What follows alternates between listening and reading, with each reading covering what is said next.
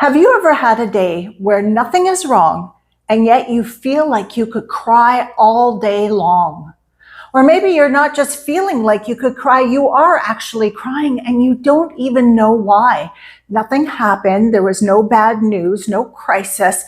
So why does your emotion feel so heavy? Why do you feel sad for no reason?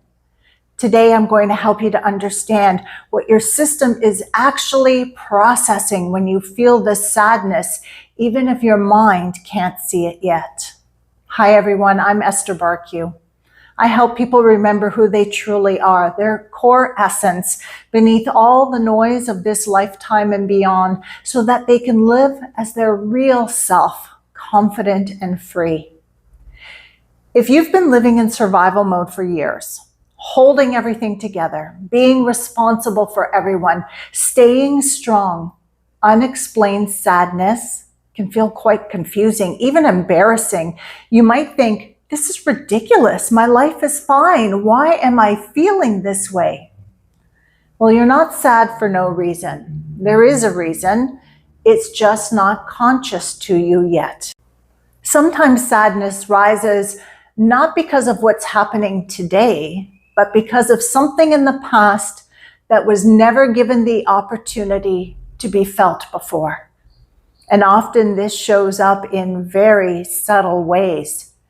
You're watching a commercial, a scene in a movie comes on, someone says something tender, you see an elderly couple holding hands, and suddenly you're sobbing, crying. Not just a single tear, a full red face, can't breathe, ugly kind of cry. And part of you is thinking, this isn't even that sad. What is happening to me? What's happening is this. Something inside of you was touched. Not by the scene itself, but by what the scene represents. When you spent years in chronic responsibility, hypervigilance, self-suppression, feeling not enough, pushing your own needs aside, not getting the love that you want and need, there are parts of you that didn't get to express grief.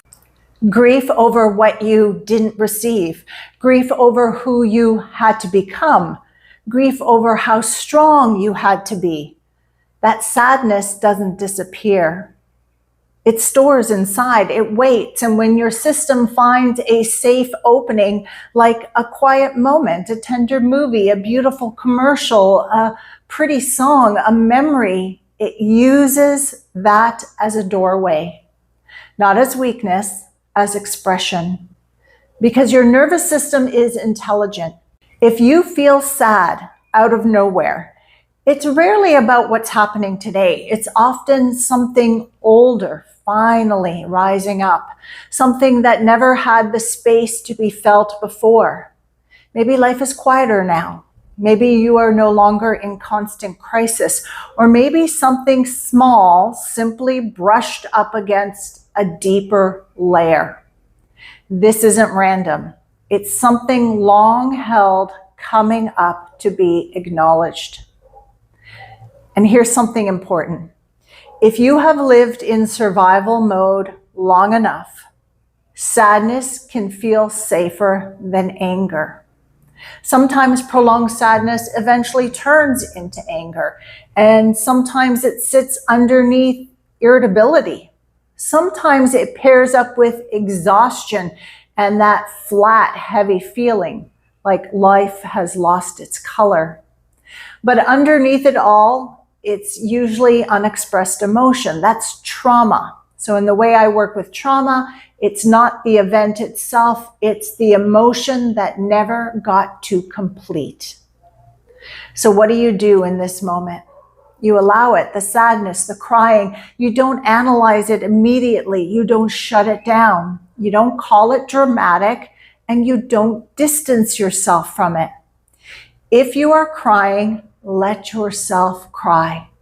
If it's a heaviness that's in your chest, sit with the heaviness. You might not even have the words for what you're feeling yet. It might just feel like pressure or a lump in your throat. Just stay with it.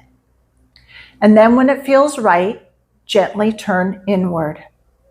And instead of asking, why am I like this? Ask yourself, who or what inside of me feels this sadness? There is a part of you holding that sadness. Maybe the part is 3 years old. Maybe it's 11, 17, 35, or 45 and overwhelmed. Maybe it's layered, multiple moments of your life stacked one on top of the other. You don't have to dig aggressively, just connect. If this type of conversation resonates with you, if you appreciate content that goes beneath the surface instead of staying at the symptom level, take a moment to like this video and subscribe to my channel. It helps this message reach more women who are quietly carrying this heavy weight. So let's continue on. When you connect inward, you might begin to see what the sadness is all about. Maybe it is something unresolved from childhood. Maybe it's years of having to be the strong one. Maybe it's a relationship that never fully healed. Maybe it's 5 different experiences that were never acknowledged.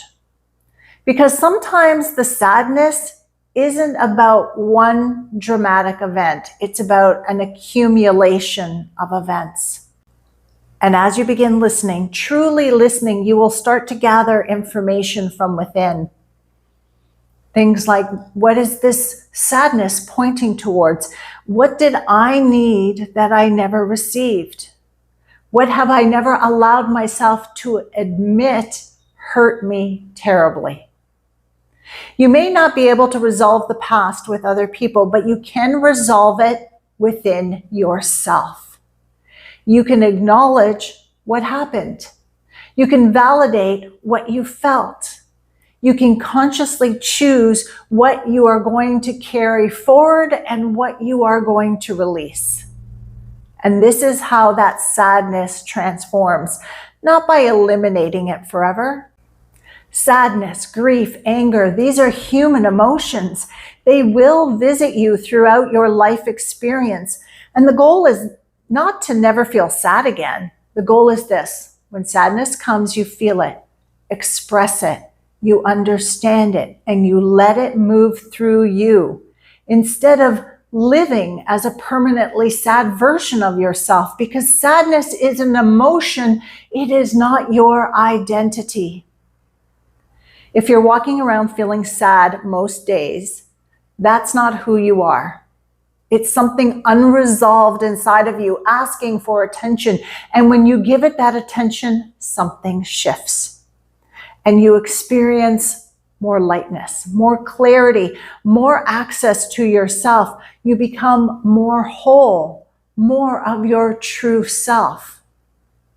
Now, as you're listening to this, and you're perhaps recognizing yourself, if you often feel sad for no reason, if you cry at the slightest provocation, if you sense that there are pockets of unexpressed grief inside of you that are ready to be released, this is the work that I have been doing for over 21 years.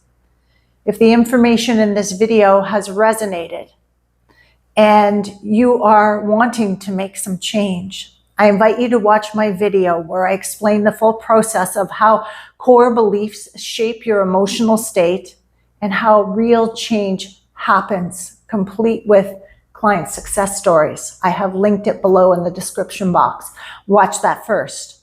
And if after watching it you feel aligned and curious about working together, you are welcome to email me any of your questions to explore the right next step. And if you have taken those steps and you feel clear, ready to work together, you can book a free 20-minute alignment call and we'll talk about it. And if you've been experiencing irritability or feeling emotionally flat, you might want to watch the video that's appearing on your screen right now, because sadness, anger, and numbness are often different expressions of the same unresolved layer. So watch that video next, and I'll see you over there.